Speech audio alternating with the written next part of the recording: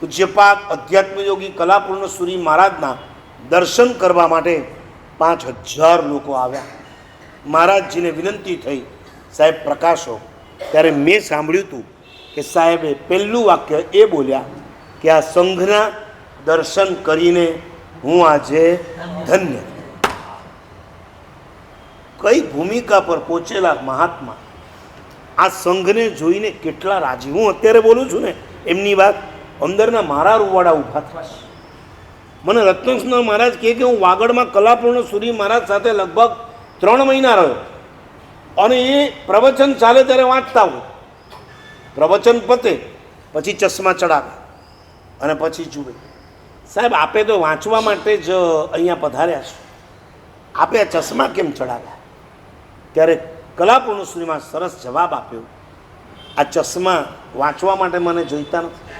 આ ચશ્મા મેં એટલા માટે ચડાવ્યા, મારી સામે 25મો તીર્થંકર સંઘ બેઠો છે, આ સંઘના દર્શન કરવા આ ચશ્મા.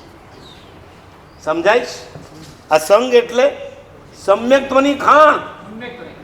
અને એ સંઘના તમને ગુણાનુવાદ ન કરી શકો તો કાંઈ નહીં. નિંદા શા માટે?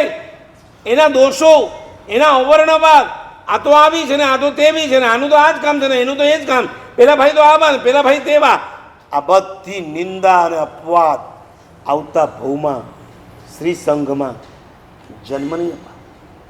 સાધુનામ દર્શનમ પુણ્યમ એવી શાસ્ત્ર પંક્તિ છે. હું એક મારા ઘરમાંથી નવી પંક્તિ બતાવું છું, સંઘસ્ય દર્શનમ પુણ્ય.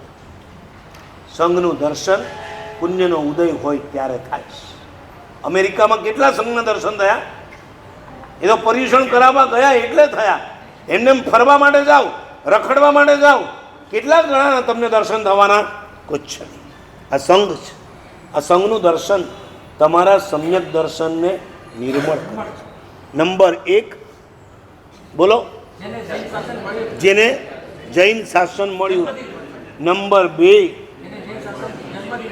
જન્મથી મળી ગયું. તમે બધા નંબર 2માં.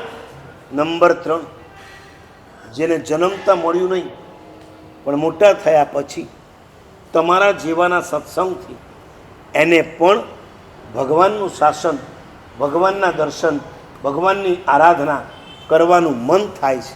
આવા પણ કેટલાક જીવો હોય કે ના હોય?